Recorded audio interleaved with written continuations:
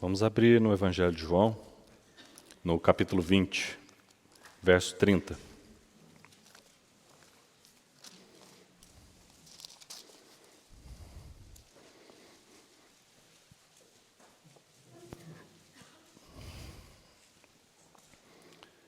E vamos orar juntos antes que nós leiamos. Senhor, muito obrigado por nos reunir mais uma vez aqui nessa noite.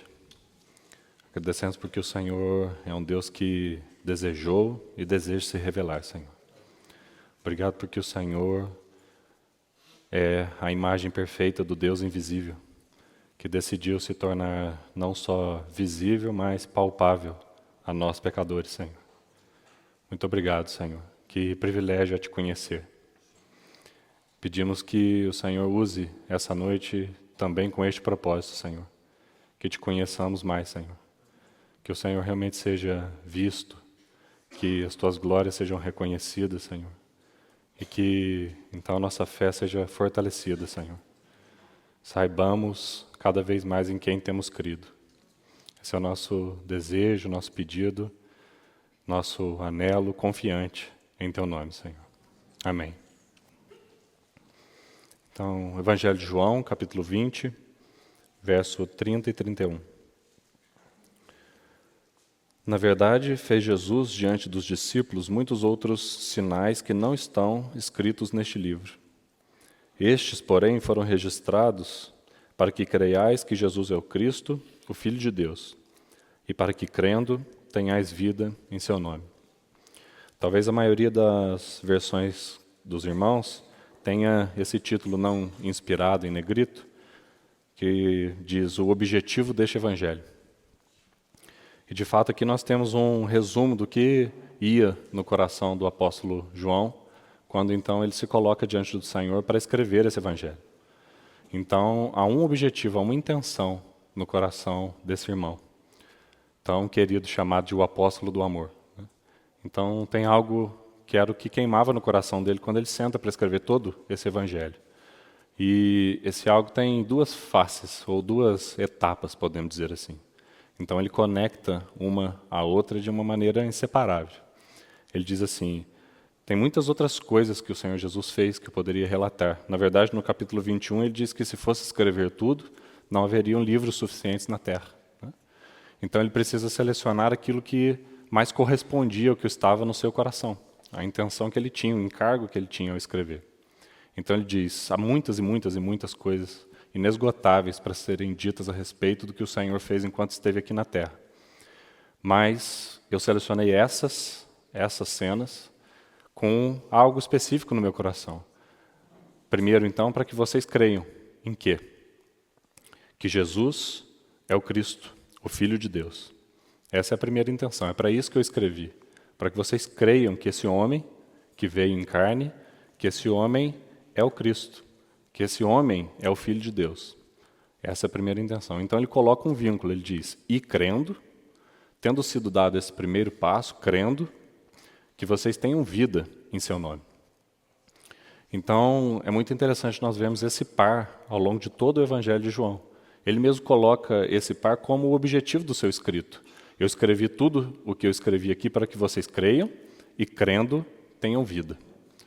Então, esse objetivo permeia todo o Evangelho. E eu gostaria que nós, então, corrêssemos ao longo de todo o Evangelho com esse foco em nossos corações. Ele foi escrito para que nós creiamos que Jesus Cristo é o Filho de Deus e, então, para que, crendo, tenhamos vida em seu nome. Antes que nós, então, vamos ao Evangelho em si, eu gostaria que nós abríssemos em Tiago, capítulo 2.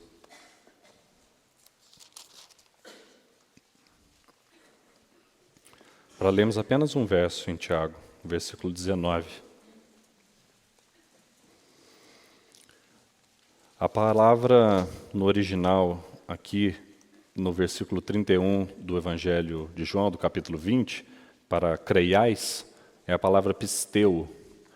E ela significa uma palavra simples, é uma palavra genérica, ela significa acreditar, ela significa pensar que é verdade, ela significa estar persuadido de. Certo? Então é uma palavra genérica que significa isso, estar persuadido de que algo é verdade, acreditar em algo, pensar que algo é verdadeiro. Certo? Então é essa palavra que João usa. E quando nós vamos para Tiago, capítulo 2, no verso 19, o verso começa com uma palavra, que é a mesma, no original. Diz assim: crês tu que Deus é um só? Fazes bem. Até os demônios creem e tremem. Então, é um verso tão forte, né, irmãos? Mas nós não podemos nos esquivar dele. Né? Esse versículo usa a mesma palavra que João está usando. Então, Tiago está dizendo assim, esse nível de fé, esse nível apenas de um assentimento intelectual, de estar convencido de algo, de estar persuadido pela razão de que algo é verdadeiro, esse nível de fé é um nível muito inicial. Esse grau de compreensão até os demônios têm. Não há nenhum demônio ateu. Né? Nenhum demônio não deixa de crer que Deus é um só. Estão muito bem conscientes e persuadidos de que isso é verdade. Né? Então é isso que Tiago está dizendo. Crer por si só, como um assentimento intelectual, não nos colocaria num nível superior ao dos anjos caídos. Eles também concordam com o que está escrito na Bíblia, né? Até porque eles não podem deixar de crer. Então, o que João quer deixar claro ao longo do Evangelho é que não é a respeito desse crer que ele está falando. Então, ele está dizendo assim, eu não escrevi esse Evangelho simplesmente para que vocês tenham um assentimento intelectual a respeito das verdades contidas aqui. Simplesmente porque, como nós já ouvimos, durante a época ali de João, estavam surgindo heresias, né? Arianismo, a respeito da divindade do Senhor, a respeito da humanidade do Senhor, tantas heresias. Então, sim, João escreve também com essa intenção. Eu escrevi para que vocês creiam na verdade, para que vocês estejam convencidos da verdade, para que vocês sejam persuadidos do que é verdadeiro. Mas não é só isso, porque até aí, até os demônios sabem. O que vai do meu coração é que vocês tenham um grau de fé, de união com Deus, que creiam de tal maneira de que isso é verdade, que então a consequência seja produção de vida. E então Tiago, nesse texto, no capítulo 2, é quando ele vai dizer, fé sem obras é morta. Uma fé que não se expressa na vida, por consequência, ela é morta. Então há uma possibilidade, irmãos, de crermos e não vivermos o que cremos, porque é uma crença só intelectual. E não é esse o desejo de João quando ele escreve esse evangelho. Ele diz, eu quero que vocês creiam, sim, que vocês estejam convencidos e persuadidos da verdade. Mas além disso, eu quero que vocês creiam para que isso tenha um impacto de produzir vida no coração de vocês. Eu quero que vocês creiam que Jesus é o Cristo, o Filho de Deus, e crendo, tenham vida. Então, vamos com isso em mente, com esse pano de fundo, ao Evangelho, começando então do capítulo 1. Evangelho de João, capítulo 1.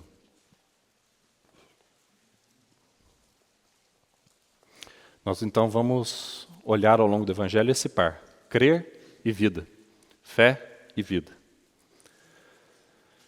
Quando nós, aí no capítulo 1, lemos a partir do verso 11, vai dizer assim, veio para o que era seu, e os seus não o receberam. Mas, a todos quanto o receberam, deu-lhes o poder de serem feitos filhos de Deus, a saber, aos que creem no seu nome. A esses que creem no seu nome, que o receberam, esses quais não nasceram mais do sangue, e nem da vontade da carne, nem da vontade do homem, mas sim de Deus. Então, quando o Senhor vai conversar aí no capítulo 3 com Nicodemos, ele vai deixar essa afirmação de João mais clara. João está dizendo ali, aqueles que receberam, aqueles que creram, a eles foi dado um novo nascimento. Eles eram nascidos apenas da vontade do sangue, da vontade da carne, da vontade humana. Mas agora eles são nascidos de Deus.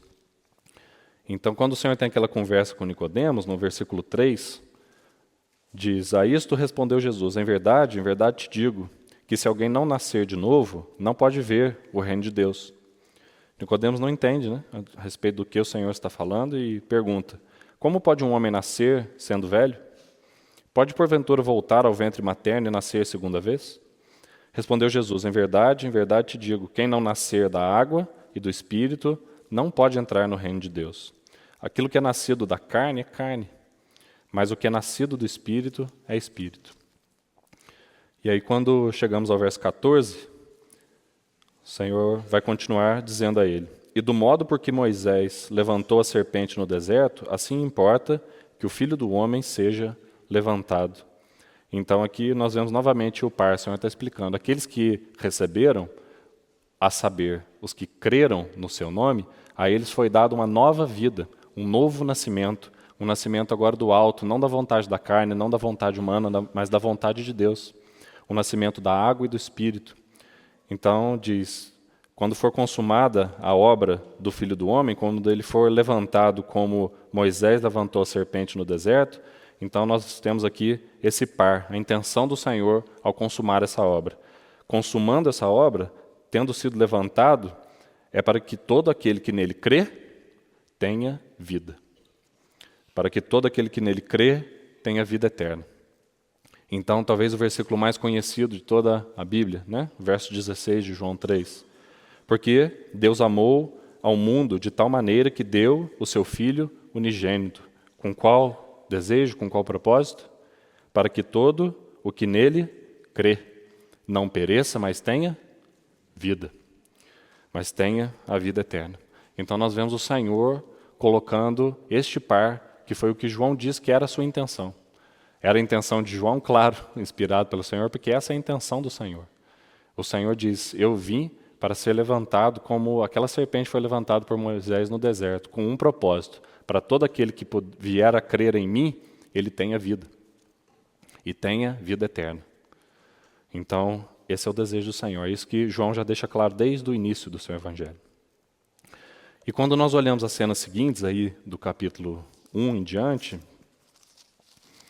nós vamos ver então o Senhor se revelando. Porque o que a palavra nos ensina é que a fé é dom de Deus.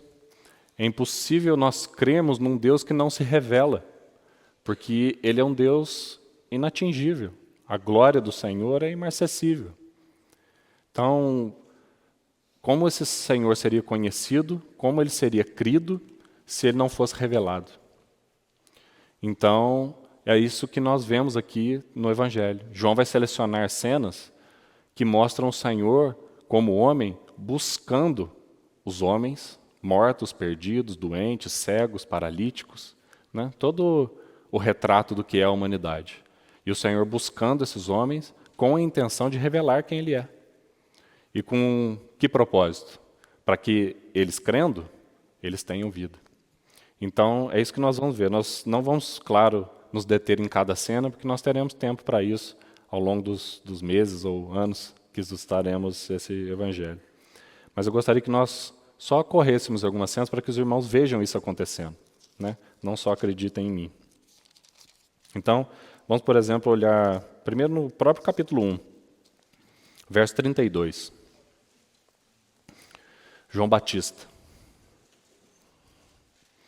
E João testemunhou dizendo, vi o Espírito descer do céu como pomba e pousar sobre ele. Então, no versículo 33, ele vai deixar muito claro, eu não o conhecia, eu não sabia quem era ele. Mas aquele, porém, que me enviou a batizar com água, me disse, aquele sobre quem vires descer e pousar o Espírito, esse é o que batiza com o Espírito Santo. Então, nós sabemos que quem procurou João para ser batizado foi o próprio Senhor, né? Não foi João que procurou o Senhor para batizá-lo. Então, o Senhor vai até João, e o que João tem a dizer é esse verso 34. Ele diz, pois eu, de fato, vi e tenho testificado que ele é o Filho de Deus. Escrevi essas coisas para que creiais que Jesus é o Cristo, o Filho de Deus. Então, que nós vemos João, eu não o conhecia, mas então ele me procurou naquele rio, no meio daquela fila de pecadores. Então eu vi aquele santo naquela fila. E vi o Espírito pousar sobre ele. E o que eu tenho testificado é que ele é, de fato, o Filho de Deus. Então, no capítulo 4, nós vemos o Senhor indo atrás de outra pessoa nesse evangelho. Aquela mulher samaritana no poço. No verso 10, o Senhor vai dizer algo para ela que também deixa claro que ela não sabia com quem ela estava falando, né? João vai dizer, eu não o conhecia. A mulher, o Senhor aqui vai dizer, né, no versículo 10 do capítulo 4, replicou-lhe Jesus, dizendo à mulher, se conheceras o dom de Deus, e quem é o que te pede, dá-me de beber, tu lhe pedirias, e ele te daria água viva. No versículo 12 fica ainda mais claro como ela realmente não sabia com quem ela estava falando, né? Ela diz assim, és porventura tu maior do que Jacó, nosso pai? Então, esse desconhecimento, diante de quem ela estava, né? O Senhor diz para ela, se você soubesse quem é que está falando, você pediria, e ele te daria a água da vida. Da vida, mais uma vez. Mas ela fala, mas quem é o Senhor? O Senhor, por acaso, é maior do que Jacó, nosso pai? Então o Senhor continua a conversa com ela. No versículo 25, ela diz, eu sei, respondeu a mulher, que há de vir esse tal Messias, chamado de Cristo, e que quando ele vier, nos anunciará todas as coisas. Então aqui agora o Senhor deixa escancarado, né, de uma maneira totalmente clara para ela. Ele diz, eu o sou, eu que falo contigo. Então aquela mulher retorna à cidade, dá o testemunho dela para os habitantes daquela cidade. No versículo 39, diz, muitos samaritanos daquela cidade creram nele, em virtude do testemunho da mulher que anunciara. Ele me disse tudo quanto tem feito. Vindo, pois, os samaritanos ter com Jesus, pediam-lhe que permanecesse com eles. Então o Senhor fica ali 2 dias com aquelas pessoas. E muitos outros, mais uma vez, creram nele por causa da sua palavra. E agora eles diziam para aquela mulher, já agora não é pelo que disseste que nós cremos, mas porque nós mesmos temos ouvido e sabemos que este é verdadeiramente o Salvador do mundo. Aqueles que não o conheciam, que não sabiam nem se por acaso ele seria maior do que Jacó. Então o Senhor se apresenta a eles e diz, eu sou o Messias, eu sou o Cristo, sou eu que falo contigo. Então ele se demora ali 2 dias e o resultado final desses 2 dias é agora nós sabemos, nós cremos com certeza que esse é o Salvador do mundo. Então, no capítulo 5, mais uma vez, prosseguindo aí no Evangelho, o Senhor agora vai atrás de um paralítico que está passando ali em Jerusalém e há um tanque chamado Betesda. E, mais uma vez, não é esse homem que vai até o Senhor. O versículo 5 diz, estava ali um homem enfermo, havia 38 anos. Jesus, vendo-o deitado e sabendo que estava assim há muito tempo, perguntou-lhe, queres ser curado? Então o Senhor é que vai atrás dele. Então o Senhor tem aquela conversa com ele, ele é curado, o Senhor diz para que ele tomasse o leito e andasse, ele o faz. Então os judeus chegam para ele e dizem, você não devia estar carregando o seu leito, é sábado, não é lícito fazer isso. Ele diz, mas aquele que me curou me pediu que eu fizesse isso. Eles perguntam, quem foi que te curou? E mais uma vez nós vemos que ele não sabe dizer quem foi, né? No versículo 12 vai dizer, perguntaram-lhe eles, quem é o homem que te disse, toma o teu leito e anda? Mas o que fora curado não sabia quem era, mais uma vez, né? E porque Jesus se havia retirado por haver muita gente naquele lugar. Mais tarde, Jesus, então, vai mais uma vez e encontra aquele homem no templo e disse, olha que já estás curado, não peques mais, para que não te suceda coisa pior. O homem retirou-se e disse aos judeus que fora Jesus quem o havia curado. E os judeus perseguiam Jesus porque faziam essas coisas no sábado. Então o Senhor mais uma vez vai deixar claro para aqueles que não conheciam, não sei quem foi que me curou. Então os judeus vão interpelá-lo e ele diz assim, meu pai trabalha até agora e eu trabalho também. Nós sabemos que isso ficou muito claro para o coração desses ouvintes, porque o versículo 18 diz assim, por isso os judeus ainda mais procuravam matá-lo, porque não somente violava o sábado, mas também dizia que Deus era o seu próprio Pai, fazendo-se igual a Deus. Então aqueles que também não o conheciam, o Senhor se revela. Eu sou o Cristo, o Filho de Deus. Então nós vamos aí, prosseguindo mais um pouco no Evangelho, vamos para o capítulo 9. Aquela mulher sedenta de Samaria, um coxo e agora um cego. Todos retratos da nossa realidade, né? Então agora o Senhor vai se deparar com um cego de nascença. E o Senhor, então, também para que nós não nos alonguemos na cena, os irmãos conhecem, aquele cego é aplicado lodo aos seus olhos, ele passa a ver. Então os judeus se espantam porque sabiam que aquele homem tinha nascido cego, conheciam, de repente veem ele vendo. E então ele é chamado para ser interrogado. E no versículo 17, então, os fariseus perguntam ali para ele. De novo perguntaram ao cego, o que você diz a respeito dele, visto que ele te abriu os olhos? Ou seja, quem você acha que ele é? Então nós vemos aqui, mais uma vez, esse desconhecimento. Quem o cego achava que tinha o curado? Ele diz que é um profeta. É isso que o cego conseguia ver a respeito do Senhor, após ter sido curado. Eu o vi, para mim ele é um profeta. Então, ele continua sendo interrogado, e ele entra numa desavença ali com os fariseus, e por fim ele é expulso da sinagoga. E aí nós chegamos ao versículo 35. Ouvindo Jesus que o tinham expulsado, o Senhor mais uma vez vai ao seu encontro. Encontrando-o, lhe perguntou, crês tu no Filho do Homem? Ele respondeu e disse, quem é? Então, mais uma vez, um que desconhecia com quem ele estava falando, né? Quem é, Senhor, para que eu nele creia? E Jesus lhe disse, já o tens visto, é o que fala contigo. Então o Senhor se revela, e o que nós vemos é a vida sendo produzida. Então afirmou ele, creio, Senhor, e o adorou. Então, João seleciona, irmãos, todas essas cenas, mostrando que esse é o desejo do coração dele ao escrever esse evangelho, porque na verdade esse é o desejo do Senhor, né? O Senhor, então, ele foi dado pelo Pai a esse mundo, porque o Pai amou esse mundo, para que todo o que nele crê tenha a vida eterna e não pereça. E para que haja então a fé, o Senhor se revela. Esse é o propósito do evangelho, né?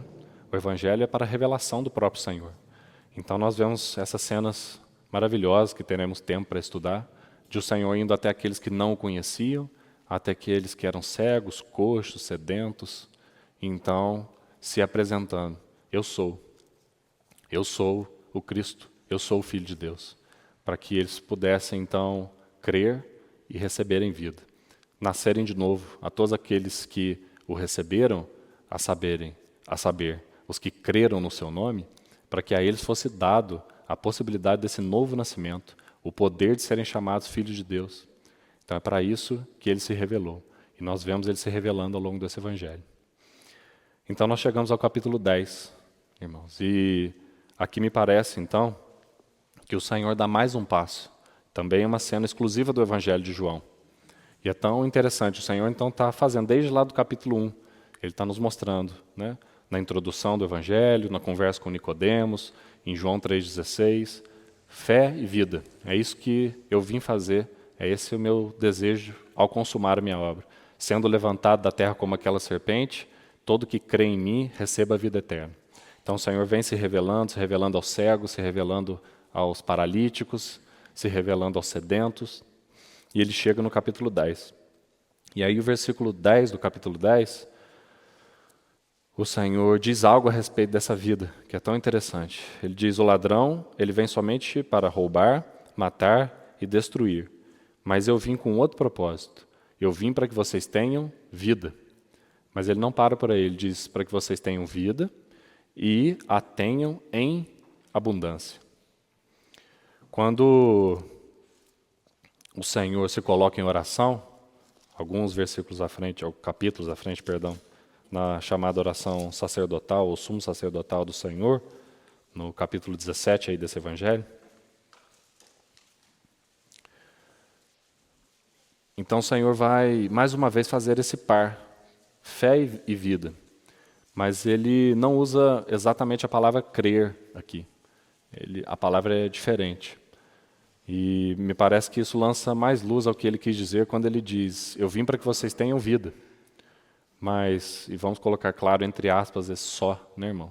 Mas não só para que tenham vida, mas que essa vida que eu vim para que vocês tenham, ela seja abundante. Ela não seja uma vida mirrada, ela não seja uma vida pequena, ela não seja uma vida oculta, mas ela seja uma vida transbordante. Aquele que crer em mim, do seu interior fluirão rios de águas vivas, não gotas. Então nós vemos mais uma vez, aquele que crê, do seu interior fluirão rios de águas vivas, mas rios de águas vivas.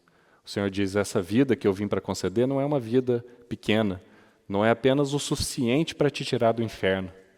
Não é uma pequena vida só capaz, e mais uma vez, irmãos, me entendam, esse só muito entre aspas, porque de maneira nenhuma eu quero diminuir o tamanho da obra redentora do Senhor. Eu sei que os irmãos sabem disso, mas me faltam as palavras. Então, o Senhor diz assim, eu não vim só para dar vida o suficiente para que o inferno seja evitado, mas eu vim para que vocês tenham vida e essa vida seja abundante, que hajam rios fluindo do interior, rios de vida. Essa é a minha intenção.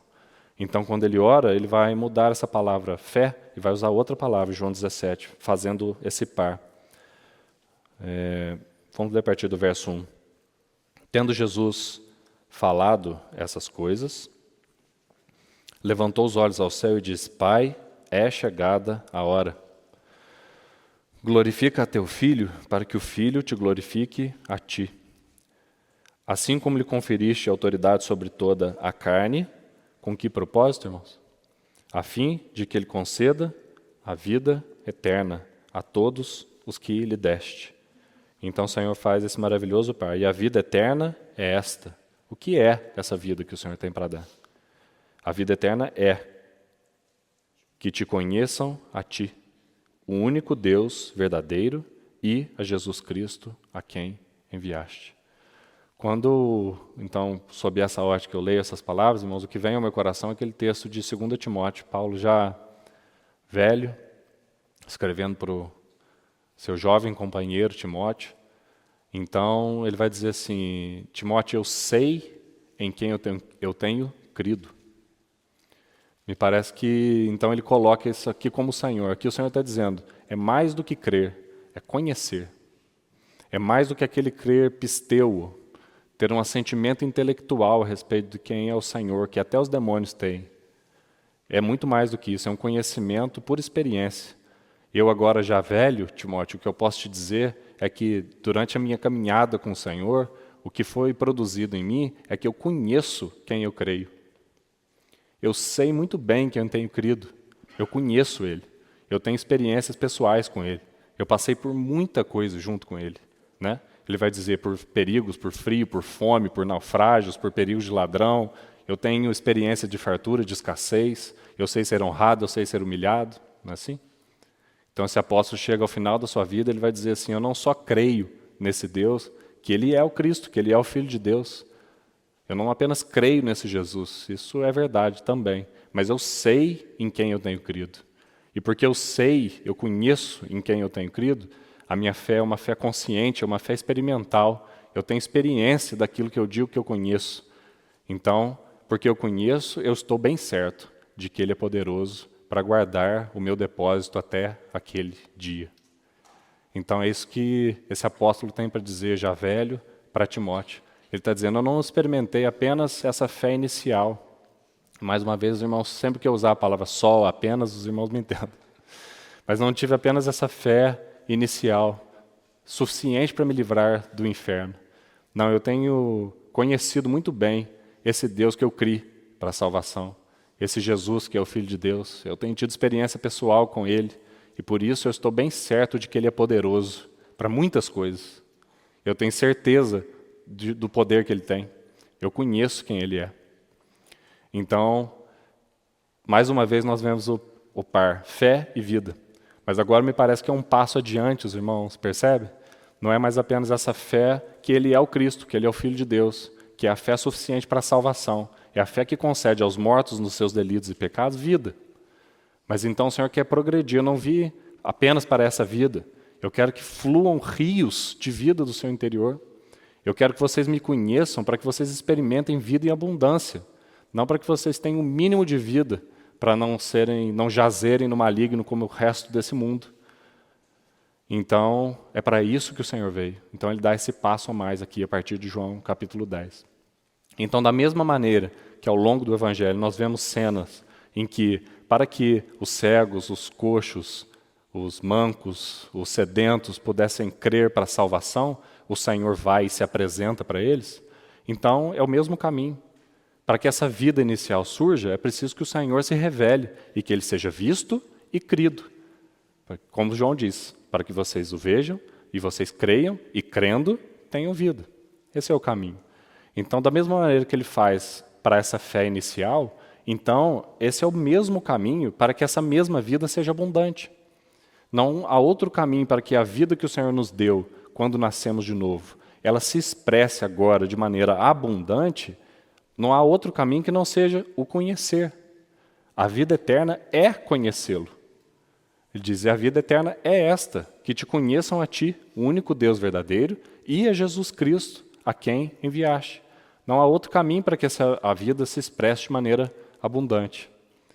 Então, o Senhor vai se apresentar nesse Evangelho, não só como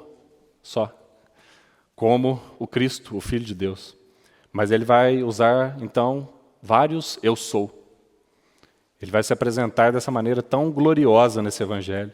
Ele vai dizer, eu sou o Cristo, sim. Sou eu que falo contigo, é o que ele fala para a mulher, eu sou o Messias. Mas ele vai dizer muito mais do que isso.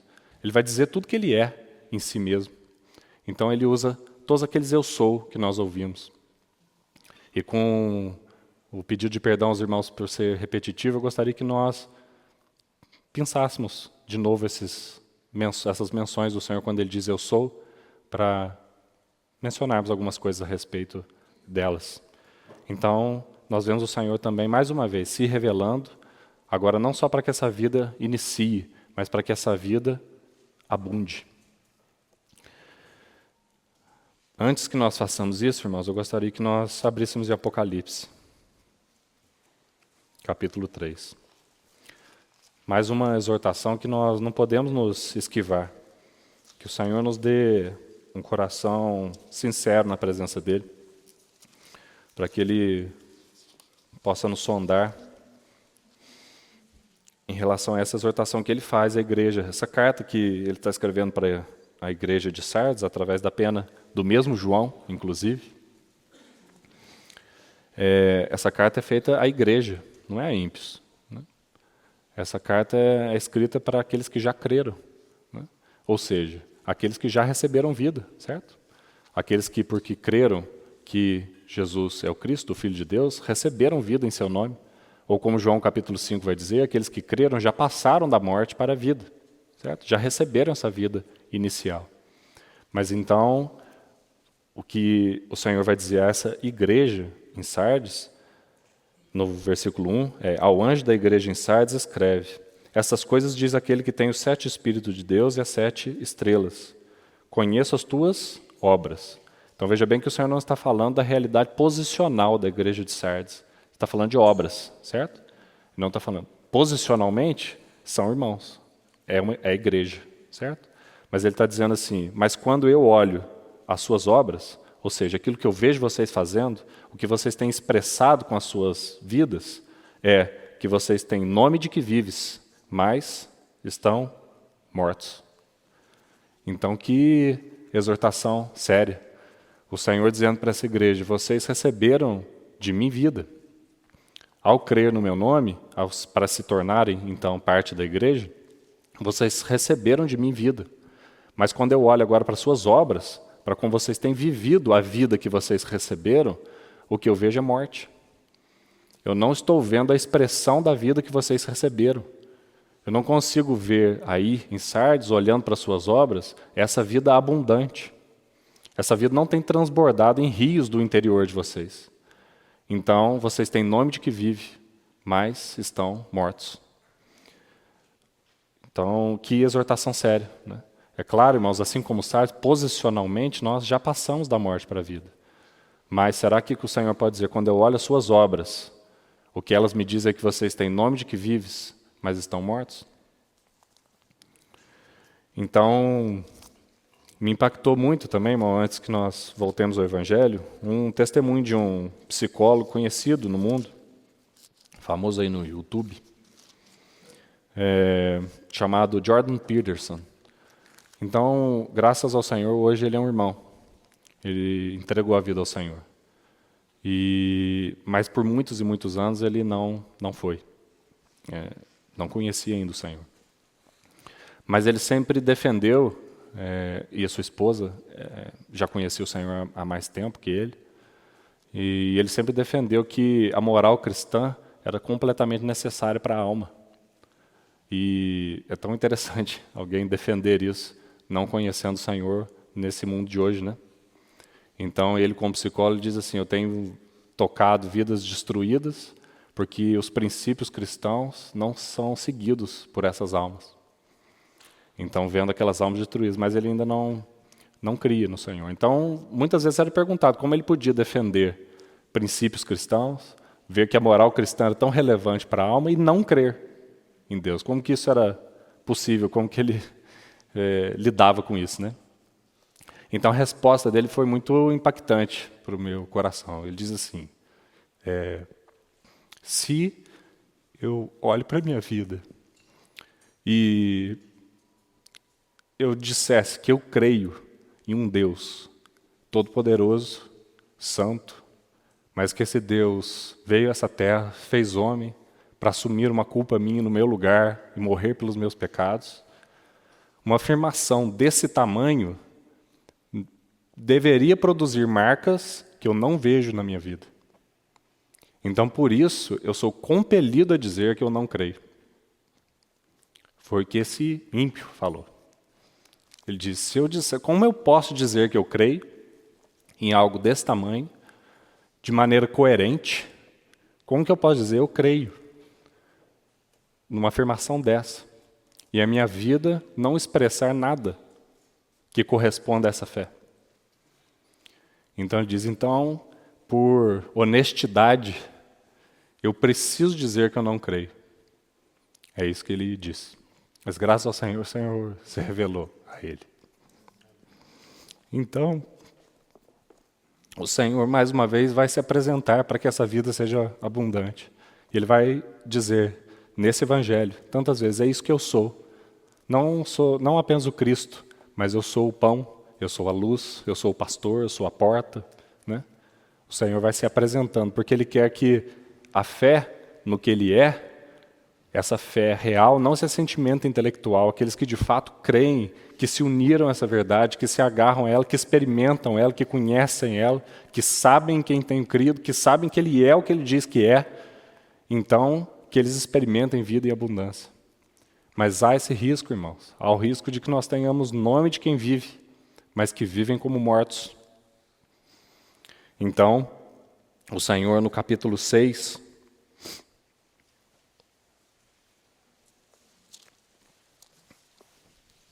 do Evangelho,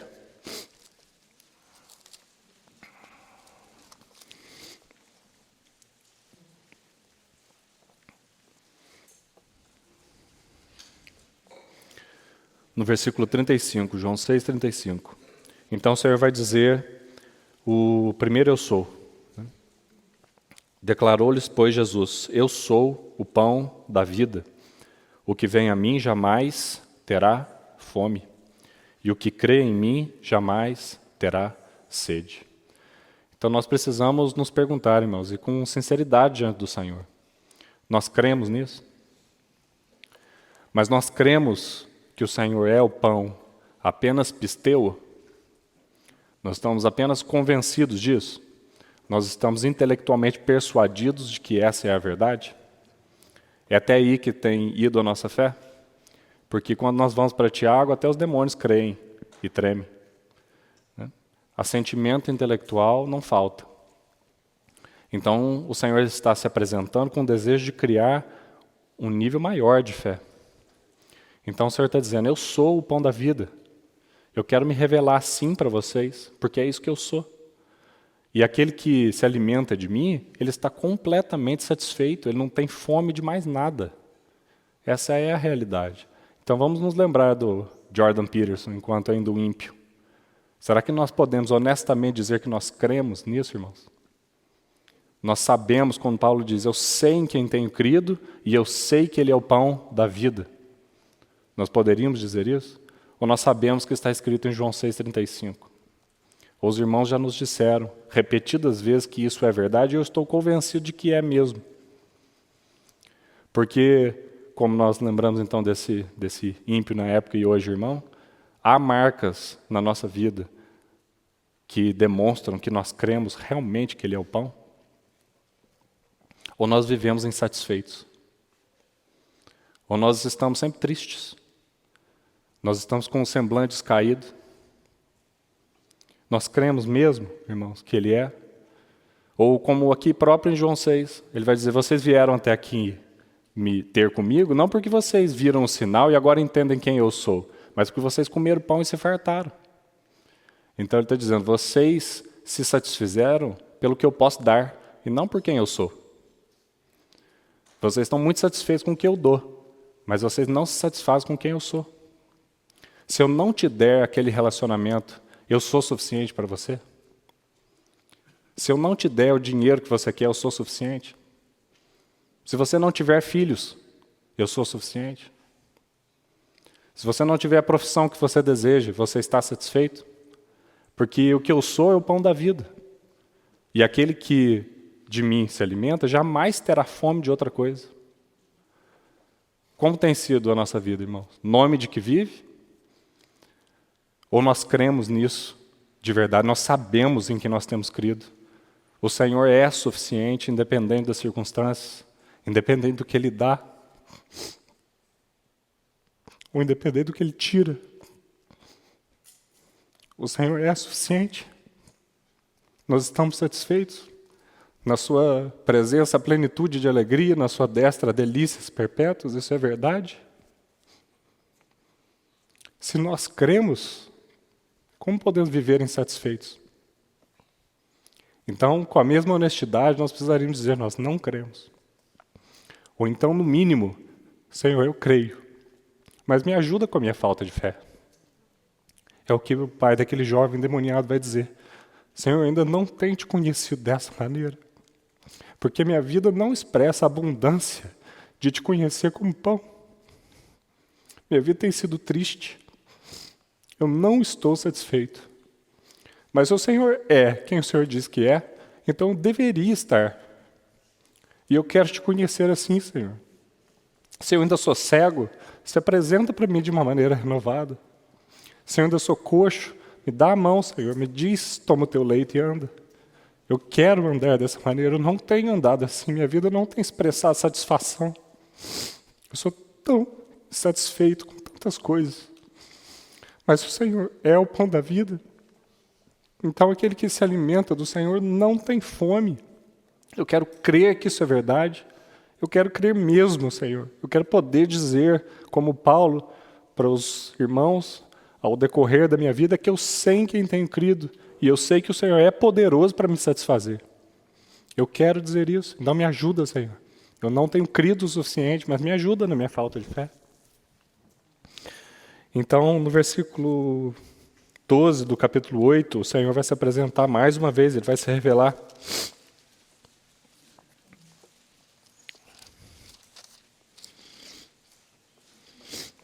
De novo, lhes falava Jesus dizendo, eu sou a luz do mundo.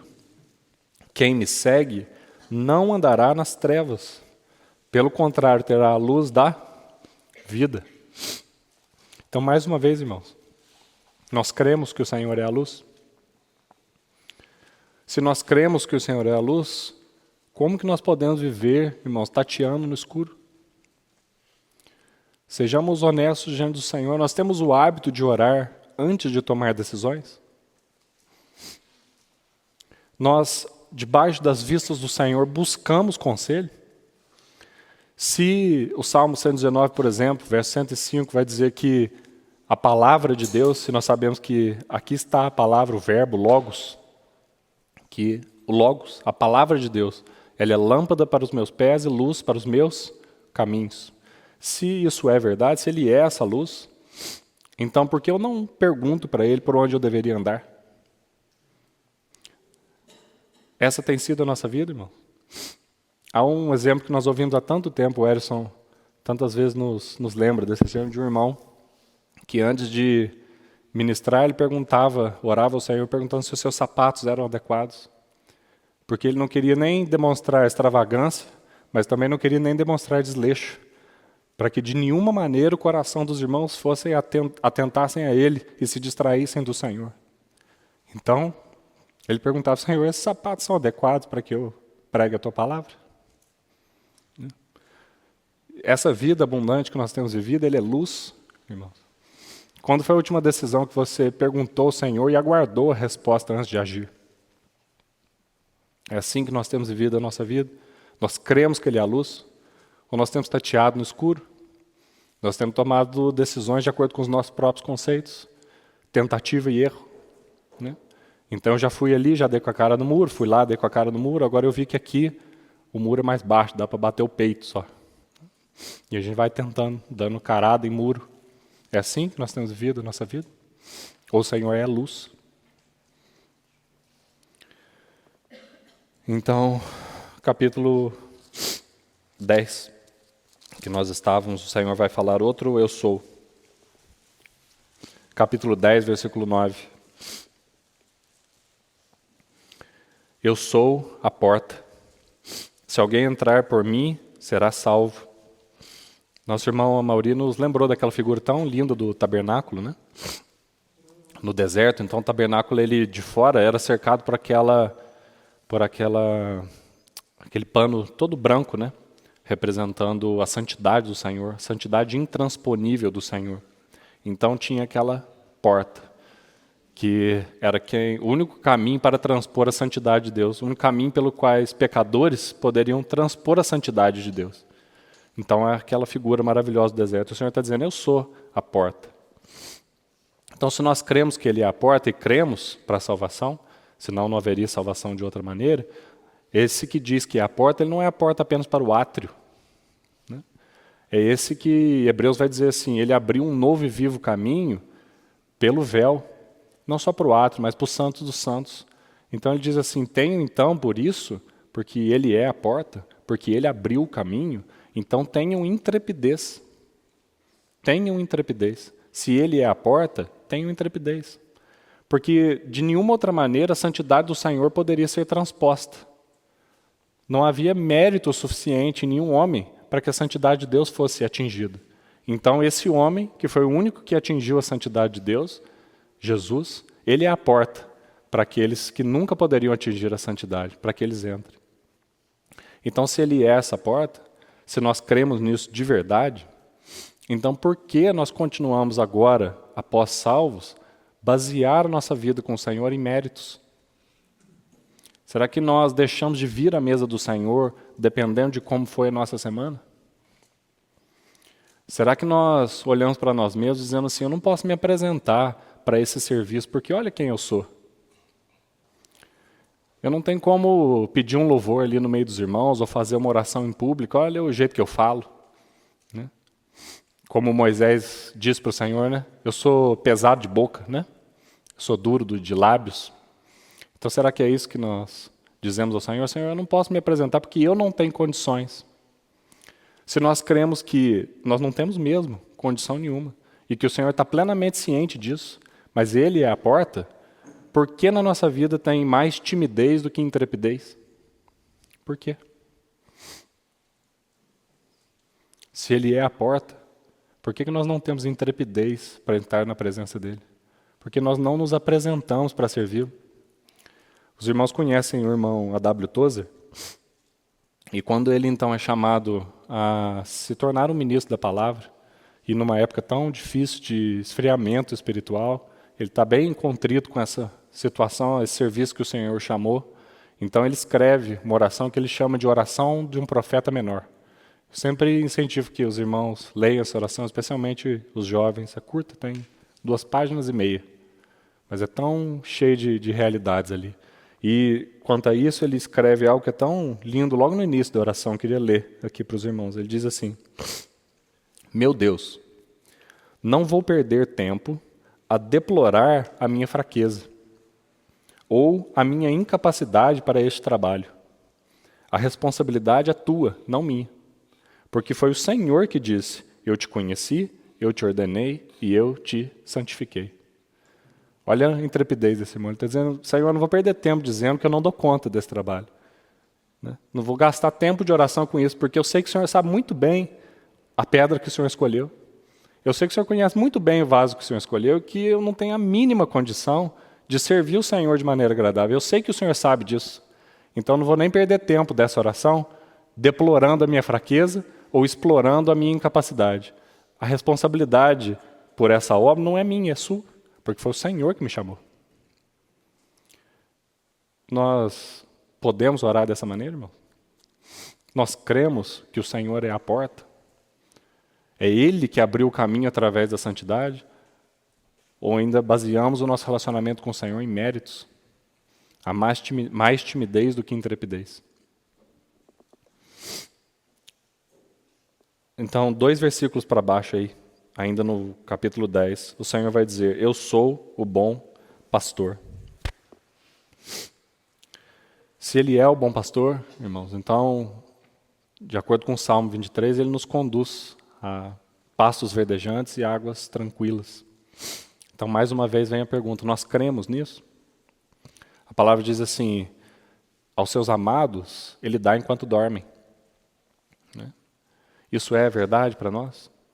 Ou é só também mais um assentimento intelectual? Aos seus amados Ele dá enquanto dorme.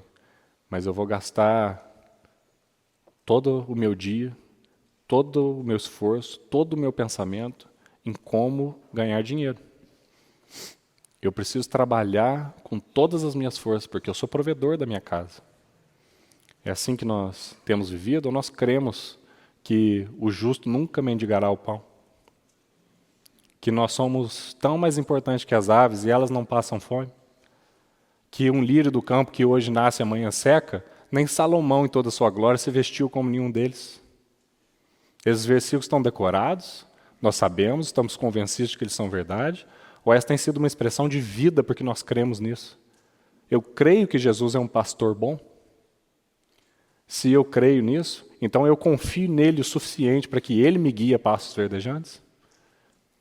Eu me entrego para que ele me cinge e me leve para onde eu não quero? É o que ele vai dizer para Pedro no final do seu evangelho. Quando você for velho, outro te cingirá e te levará para onde não queres. Nós aceitamos a condução da vara e do cajado do pastor no pescoço da ovelha, levando ela para onde ela não quer, porque nós sabemos que o pastor sabe melhor do que nós? Ou nós brigamos com o pastor, pulamos a cerca, e o obrigamos ele a deixar as 99 e ter correr atrás daquela que não para de pular a cerca, até que ele quebra a perna daquela ovelha. Essa tem sido a nossa experiência. Ovelhas puladoras de cerca, porque confiam mais no seu discernimento do que no Senhor, e o Senhor tem que correr atrás para nos buscar. Ou nós cremos que Ele é um bom pastor. A vara e o cajado dele nos consolam ou nos escandalizam? Quando o Senhor nos disciplina, há consolo ou escândalo? Se Ele nos corrige, nós agradecemos ou reclamamos? Então nós cremos que Ele é um pastor bom? Quais são as marcas da nossa vida?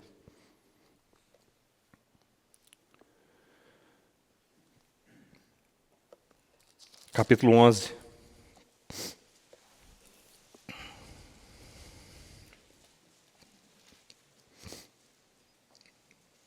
Versículo 25. Agora ali no evento da ressurreição de Lázaro, né? O Senhor vai dizer para Marta, disse-lhe Jesus, eu sou a ressurreição e a vida, que quem crê em mim, ainda que morra, viverá. Mais uma vez, meus irmãos, nós cremos nisso? O Senhor é este? Ele é a ressurreição e a vida? Quando nós abrimos hoje um aplicativo de notícias e tem terremoto de 8.8, tsunami, Covid 2.0, e tarifa, e economia, e Selic, e doença, quando nós abrimos, nosso coração se apavora? Nós temos medo? Há temor no nosso coração pela maneira que o mundo está? Em face da morte, em face de todas as dificuldades que nós precisamos enfrentar nesse mundo, nós amamos a própria vida?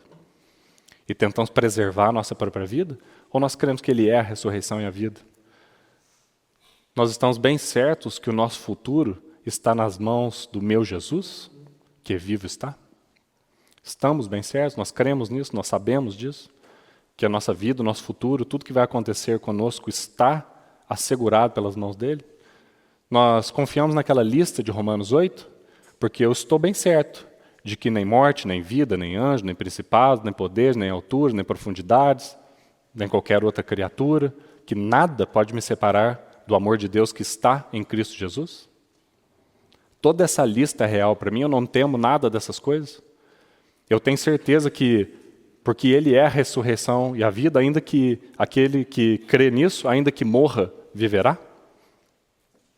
É isso que Ele está dizendo, eu sou a ressurreição e a vida. Aquele que crê em mim, ainda que morra, viverá. Ainda que adoeça, ainda que passe por perdas, ainda que perca o dinheiro, ainda que fique desempregado, ainda que perca parentes. Eu sou a ressurreição e a vida. É isso que eu sou. Quem crê em mim, ainda que morra, viverá. Essa é uma marca nas nossas vidas. Isso tem sido uma expressão de vida abundante, porque nós o conhecemos e sabemos por experiência que Ele é isso, Ele é a ressurreição e a vida. Nós cremos nisso o suficiente para termos mais do que nome do que vivemos? Isso é uma marca? Ou alguma das coisas daquela lista de Romanos 8, nós não temos certeza de que ela pode nos separar do amor de Deus. Talvez morte, talvez vida, talvez poderes, talvez alturas, talvez profundidades, talvez qualquer outra criatura. Tem algo que pode te separar? Tem algo que você tema? Em face da morte, nós ainda amamos a nossa própria vida? Mas Ele é a ressurreição e a vida. É isso que Ele é. Capítulo 14, verso 6.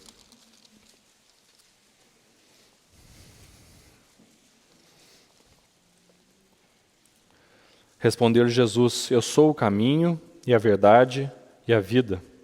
Ninguém vem ao Pai senão por mim.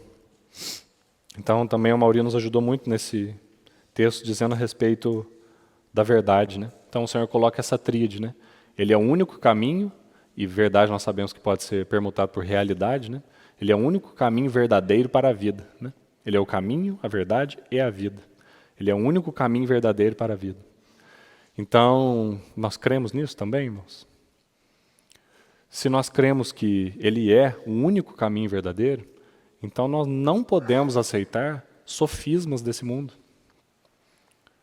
Aparências de verdade, sabedoria que não é do Senhor.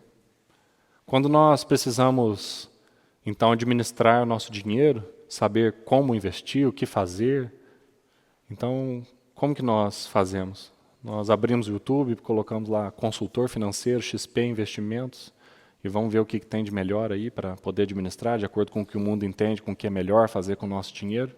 Ou nós somos mordomos do Senhor? Nós cremos que o caminho dele é o correto? Como que nós nos relacionamos com nossas esposas ou maridos? O que nos é permitido, o que é que nós permitimos entrar ou não entrar nas nossas casas? Como é que nós criamos os nossos filhos? Como que se disciplina um filho, irmão? Então é o quê? Um pediatra do YouTube que nos ensina isso? Ou o Senhor, Ele é o único caminho verdadeiro para a vida? Os conceitos, os princípios da palavra é que nos dão sabedoria? Ou nós buscamos sabedoria em outras fontes? Nós temos outros caminhos que podem conduzir a uma vida melhor do que o que o Senhor tem? Tem outros caminhos que podem gerar um resultado melhor do que essa vida que o Senhor tem disposto para nós? Então, o Senhor sabe caminhos para algumas coisas, mas tem outras que não competem ao Senhor, né? Então, é muito específico aqui da minha vida, é sobre o meu trabalho, sobre o meu filho, sobre... né?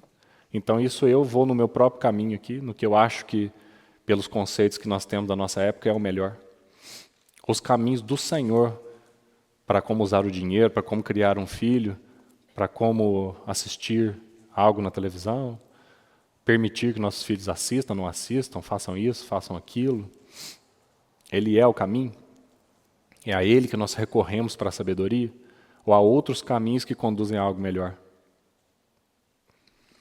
E, por último, então, o Senhor, em João 15, vai dizer no versículo 1, eu sou a videira verdadeira e meu pai é o agricultor. E no versículo 5 ele diz assim, eu sou a videira, vós os ramos. Quem permanece em mim e eu nele, esse dá muito fruto. E a consequência é porque sem mim nada podeis fazer. Então, mais uma vez, nós cremos que ele é a videira. Se ele é a videira, é dele que flui rio. É dele que flui esses rios de água viva, dele mesmo. É da vida de união com ele. É como esse capítulo vai nos ensinar, é permanecendo nele. Não há outra forma de produzir fruto agradável para aqueles que são apenas ramo, para aqueles que sozinhos não têm raízes, para aqueles que são membros, mas precisam do cabeça. Não tem outro caminho de produzir fruto que não seja permanecendo nele. Então nós estamos realmente convencidos de que porque ele é a videira verdadeira, sem ele nós não podemos fazer nada? Ou nós temos, ainda hoje, agidos como Caim? Ou até como Marta, nós compartilhamos aí há um mês atrás, daquelas mãos que vão antes dos ouvidos? Então nós nos dispomos a fazer o que o Senhor não pediu. Nós nos esforçamos para fazer o que Ele não capacitou. Nós tomamos a obra do Senhor nas nossas próprias mãos. Fazemos do jeito que nós entendemos que agradaria Ele melhor. E então o que acontece conosco é igualzinho aconteceu com Caim.